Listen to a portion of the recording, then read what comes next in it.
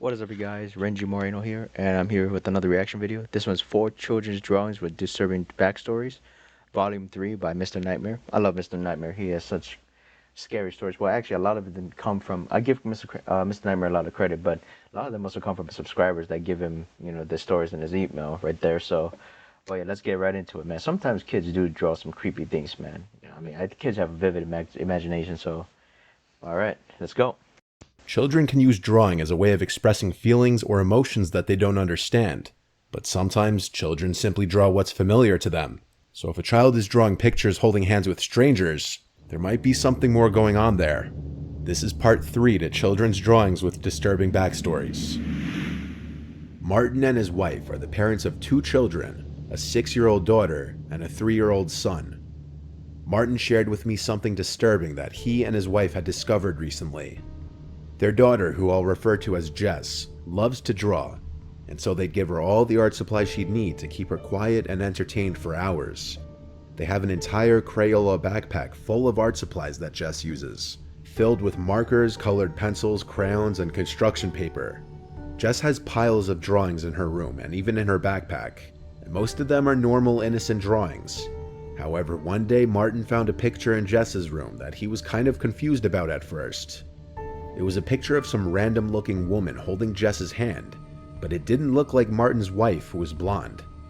It was a brunette woman. Martin asked Jess who the woman was, and she said it was the woman who would visit her sometimes. Sounds like something a 6-year-old with an imaginary friend would say. When Martin asked what her friend's name was, Jess said Lucia. This was immediately cause for alarm to Martin, so he went to show his wife the picture and asked his wife if it looked like her sister. At first, his wife said it looks like it could be anybody, but when Martin said her daughter said her name was Lucia, she gave Martin this telling look as if she immediately understood. Lucia was the name of Martin's wife's deceased sister, who died before either of the couple's children were born. The couple went to the daughter's room and asked Jess who exactly Lucia was. Jess again said, "She visits me sometimes."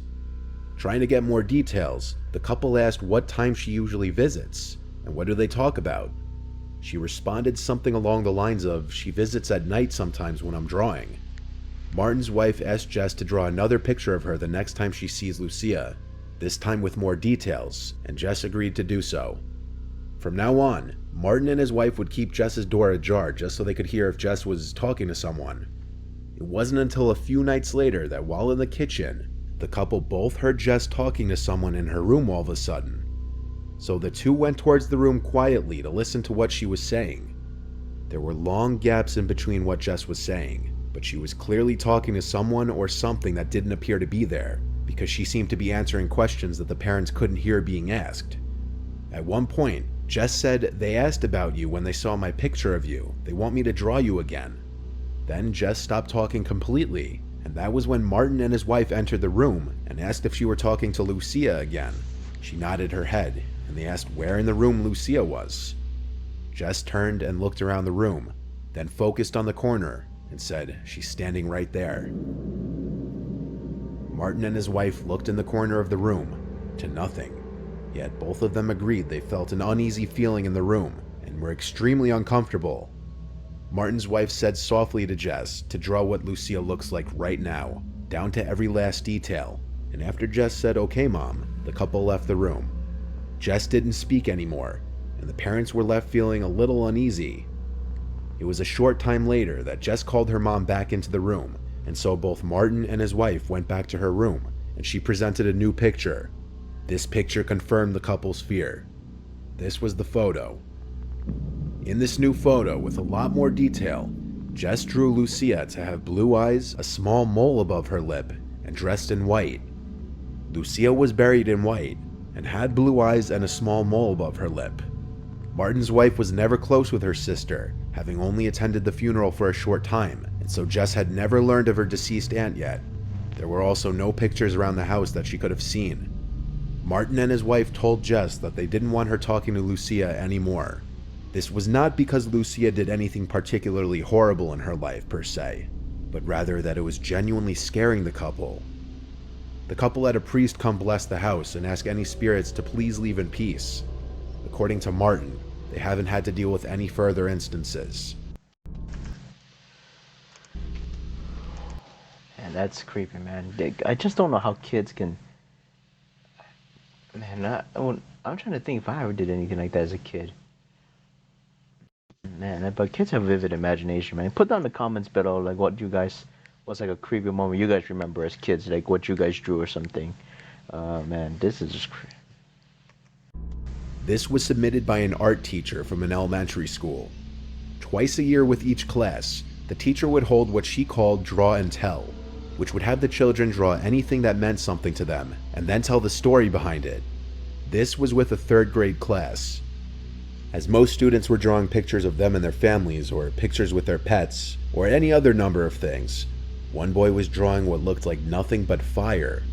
The other kids at his table were noticeably glancing over and laughing at him as he did it, and as the art teacher noticed this, she went over to the boy and asked him why he was drawing fire. He's supposed to be drawing something that means something to him. The boy said, "I know, I'm not finished yet." So the teacher let the boy continue to do his thing. As the students were finishing up their drawings, the teacher came back to the boy and now noticed that the boy had added a house to the drawing. The teacher asked the boy to come with him to the hall, and she took the drawing with them.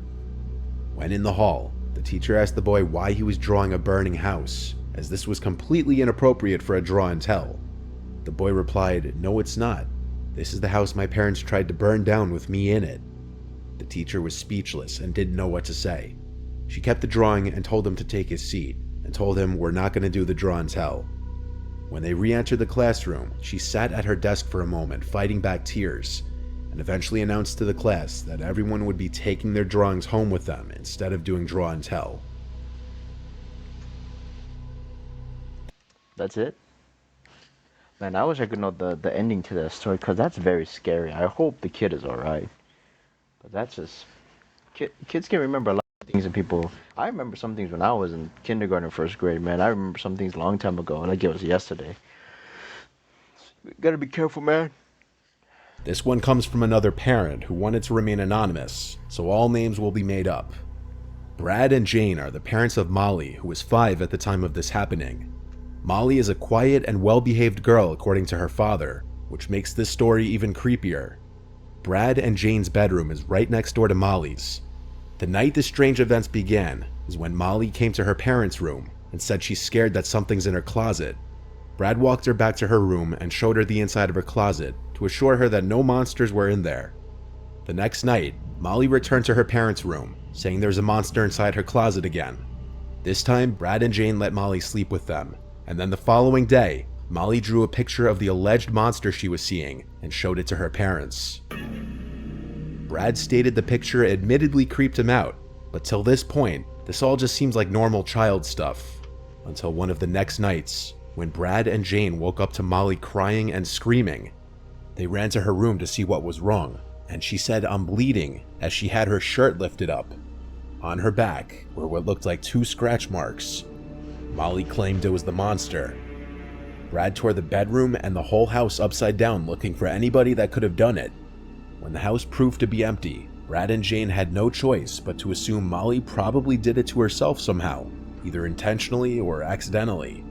But as time went on, and the couple had time to think about it, the chain of events seemed too crazy to just be coincidental.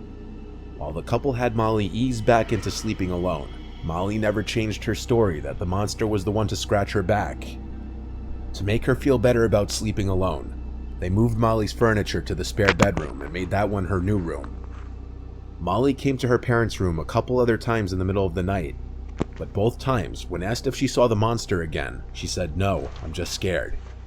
Luckily, no bodily harm was done to her in her sleep again. Bro, I'd be scared now. Dang, man. Oh man, but I wonder though during the story if they played with a Ouija board. And that's the one thing. Like I like horror stuff. I like scary stuff. I like reading scary books like Stephen King and all that. What's weird is I really can't watch horror movies. But the one thing I would never do is play the Ouija board. I would never do that. I mean, I'll watch a movie about it. I'll watch documentaries about it, but I'll never play that game.